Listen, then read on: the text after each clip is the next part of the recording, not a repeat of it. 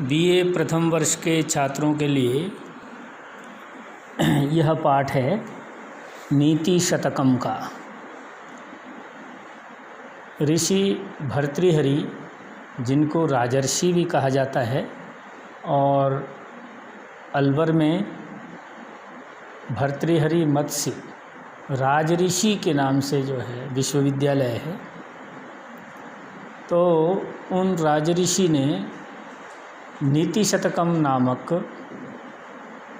ग्रंथ लिखा, जिसमें लगभग 100 श्लोक हैं जो मनुष्य के आचार व्यवहार और नीति नियम से संबद्ध श्लोक हैं। इन श्लोकों में सभी प्रकार के इस पृथ्वी में, दुनिया में, समाज में, राष्ट्र में होने वाले व्यवहारों के संबंध में वार्ता की गई है।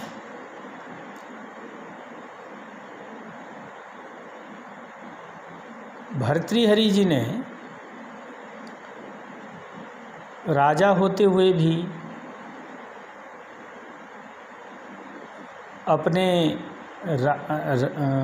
राज्य को बहुत जल्दी छोड़ दिया था और अपने भाई को राज्य दे करके वो जंगल में जा कर के संन्यास ले लिया था, ऐसा बताया जाता है। तो इस विषय में एक कथानक प्रचलित है कि पिंगला नाम की उनकी बहुत सुंदर पत्नी थी। किसी साधु ने उनको उनके राज्य में आकर, उनके सभा में आकर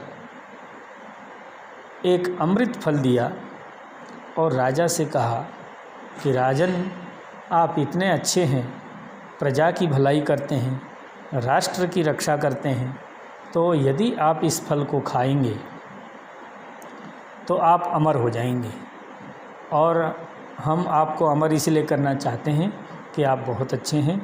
ऐसे राजा हर प्रजा को मिलता रहे।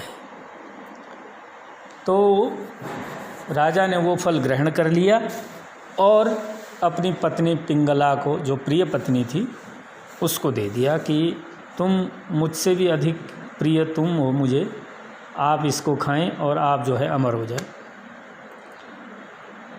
तो पिंगला ने जो है किसी और व्यक्ति को दे दिया जो उसका प्रिय था। फिर वो व्यक्ति भी जो है किसी और को प्यार करता था, तो उसने उसको दे दिया। और वो जो महिला थी, उसने सोचा कि मैं खा करके क्या करूँगी, राजा इतना बढ़िया आदमी है, उसी को ये फल दे दिया जाए। तो वो ऐसा घूमता हुआ वो फल फिर राजा के पास आ गया, तो उसका दिमाग चकरा गया और कहा कि भाई जो है, याम चिंतयामि सततम मयिसा विरक्ता साप्यन्नमिच्छति जनम सजनोन्यसक्तः अस्मत्कृते तु परितुष्यति काचिदन्या धिक्तां च तं च मदनं च इमां च मां च।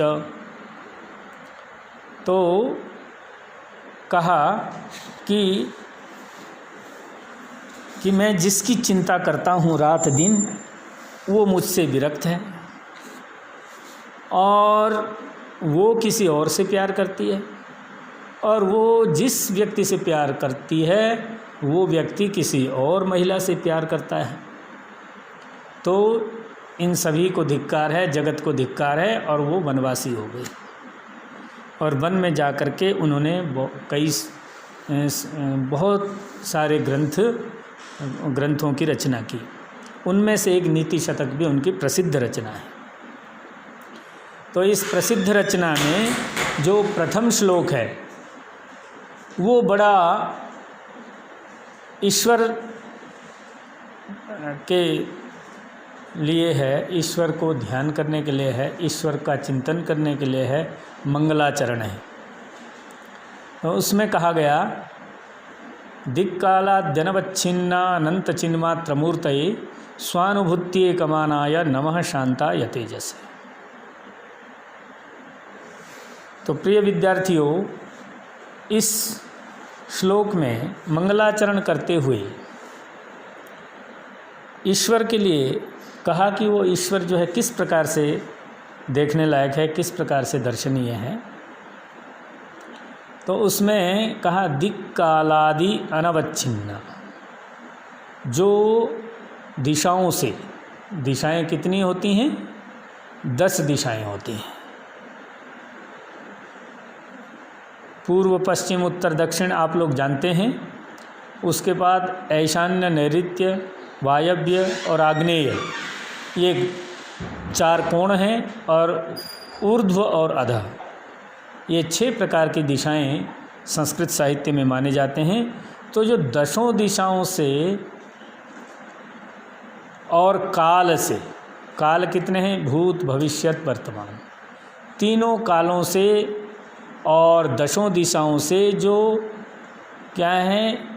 अनवच्छिन्न है, अर्थात जिसको घेरा नहीं जा सकता, जिसको काटा नहीं जा सकता और जिसको मर्यादा में नहीं लिया जा सकता, ऐसा दिशाओं से और कालों से जो अनवच्छिन्न है, जो ढका हुआ नहीं है। और अनंत चिन्ह मात्र मूर्तये, और अनंत है वो ईश्वर। कैसा है? अनंत है। और उसकी सत्ता कैसी है? चिन्ह मात्र मूर्ति, चेतन मात्र सत्ता है। वो अचेतन जड़ या कि कुछ नहीं है। जड़ों में वो व्याप्त हो सकता है, परंतु वो जड़ नहीं हो सकता, वो हमेशा चेतन है। तो ऐसे चिन्मात्र मूर्तये स्वानुभूत्येकमानाय, और ईश्वर का दर्शन कैसे होता है? स्व अनुभूति मात्र, अपना अनुभव ही जिसका दर्शन है, बिना अनुभूति के, अंतरात्मा की अनुभूति के, अंतर्दर्शन के वो देखा या दिखाया नहीं जा सकता।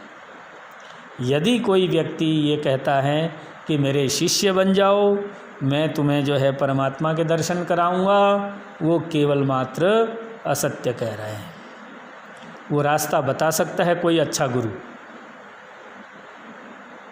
और वो रास्ते में आप जा करके जब तक आपको अनुभूति नहीं होगी तब तक जो है ईश्वर का दर्शन नहीं हो सकता। अपना अनुभव मात्र ही जो है प्रमाण है ईश्वर का दर्शन।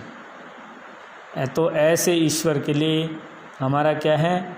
शांत स्वरूप हैं, शांता या तेजसे, और तेजस्वी रूप ईश्वर के लिए मेरा प्रणाम है। ये मंगलाचरण कहा है।